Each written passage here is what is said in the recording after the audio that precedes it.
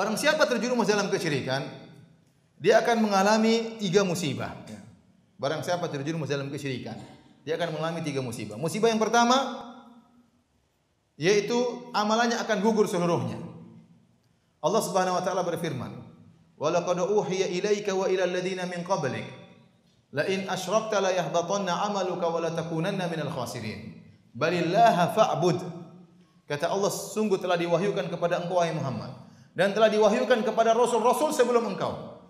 La in asyrakta, kalau kau berbuat syirik, ini wahyu pernah diwahyukan oleh Allah kepada Nabi Muhammad dan nabi-nabi sebelumnya. Pernah diingatkan oleh Allah. La in asyrakta la yahbatanna 'amaluk. Kalau kau berbuat kesyirikan wahai Muhammad, sungguh-sungguh benar-benar akan gugur amalanmu. La yahbatanna, itu ada lam taukid, ada nun taukid. Sungguh-sungguh benar-benar akan gugur amalanmu. Wala takunanna minal khasirin, dan sungguh-sungguh akan merugi. Balillaha fa'bud. Akan tapi sembahlah Allah semata. Jadi barang siapa melakukan kesyirikan, amalannya gugur. Baik. Seandainya ada seorang beribadah selama 60 tahun.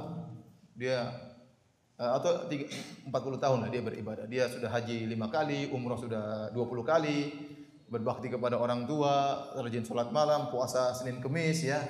Puasa Daud dan macam-macam beribadah.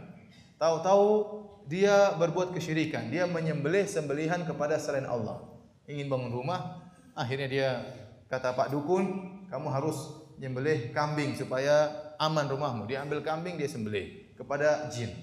Dia melakukan dosa syirik besar, melakukan syirik besar. Nah, seluruh amalannya selama 40 tahun gugur atau tidak? Wah, rugi dong ya. 40 tahun dia beramal soleh, gugur hanya gara-gara sekali ini. Gugur atau tidak? Ada khilaf.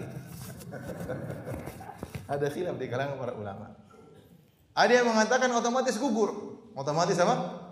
Gugur. Ada yang mengatakan tidak. Dia hanya gugur kalau dia meninggal dalam kondisi musyrik, tidak sempat bertobat. Baru dikatakan apa?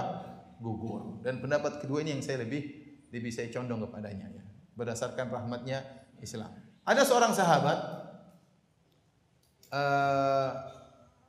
yang bernama Hakim bin Hizam radhiyallahu anhu. Hakim bin Hizam adalah seorang yang di zaman jahiliyah adalah orang yang baik.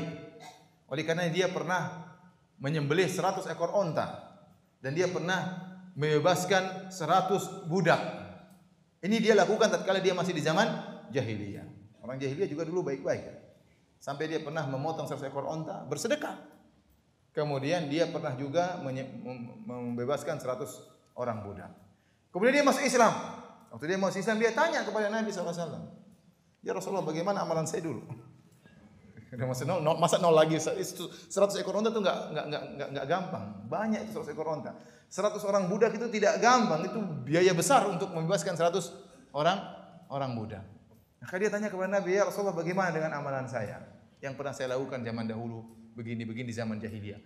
Waktu dia beramal tersebut musyrik atau tidak? Musyrik. Apa kata Nabi SAW? Aslamta ala ma aslafta minal khair ya Hakim. Kata Nabi, kau masuk Islam wahai Hakim bin Hizam dengan seluruh kebaikan yang pernah kau lakukan di zaman jahiliyah. Subhanallah. Jadi seorang masuk Islam, mungkin sebelum Islam dia pernah berzina, dia pernah musyrik, dia pernah membunuh orang. Kemudian dia juga pernah bersedekah, dia pernah berbakti kepada orang tua, dia pernah umrah, dia pernah tawaf dan macam-macamnya. Dia masuk Islam, maka seluruh kebaikannya dibawa, yang keburukannya hilang. Ini di antara rahmat apa? Islam. Padahal waktu dia melakukan kebaikan tersebut dalam kondisi musyrik. Nah, bagaimana lagi dengan seorang yang muslim, yang dia hajian, dia umrah, dia melakukannya dalam kondisi muslim, kemudian dia musyrik. Kemudian dia taubat. Masa gugur ini? Oleh karena saya lebih condong pada pendapat kedua, bahwasanya maksudnya gugur itu kalau meninggal dalam kondisi apa? Musyrik. Tapi kalau dia meninggal maksud dia sudah bertobat, maka kembali lagi amalan-amalan tersebut. Wallahu a'lam bishawab. Musibah kedua yang dialami oleh orang yang musyrik adalah tidak akan diampuni dosa-dosanya. Sebagaimana tadi firman Allah, "Innallaha la yaghfiru ay yushraka bihi." Allah tidak mengampuni dosa-dosanya. Ya, dosa-dosa lain masih mungkin diampuni oleh Allah Subhanahu wa taala. Kemudian musibah yang ketiga, orang yang meninggal dalam kondisi syirik akbar kekal dalam neraka selama-lamanya. Kekal dalam neraka selama-lamanya. Adapun kalau dia meninggal dalam kondisi bermaksiat, masih mungkin dia selamat, meskipun mungkin diazab terlebih dahulu, ya. Adapun kalau sudah syirik akbar, maka mustahil, dia tidak akan keluar dari neraka selama-lamanya. Kata Allah, innahu may yusyrik billah faqad harramallahu alaihi jannah. Barang siapa buat syirik kepada Allah, maka Allah haramkan surga baginya, ya. Saya selalu ingat kisah tentang pemabuk yang berdakwah, ya. Saya sudah sering ceritakan, tapi saya ceritakan lagi, ya. Tentang kisah seorang orang kafir yang masuk Islam gara-gara bertemu dengan para pemabuk orang-orang Islam, ya. Jadi ada seorang mahasiswa di Universitas Madinah, dia jadi guide. Ada orang-orang dari Arab, entah dari Saudi atau Kuwait atau yang lainnya, ya, lagi liburan ke negerinya. Kemudian diajak ke bar. Dia jadi guide-nya orang-orang Arab itu. Orang Arab tersebut kemudian pada mabuk. Waktu mereka sedang mabuk, tiba-tiba ada yang nyeletuk. Namanya orang mabuk, terkadang ada yang sadar, ya.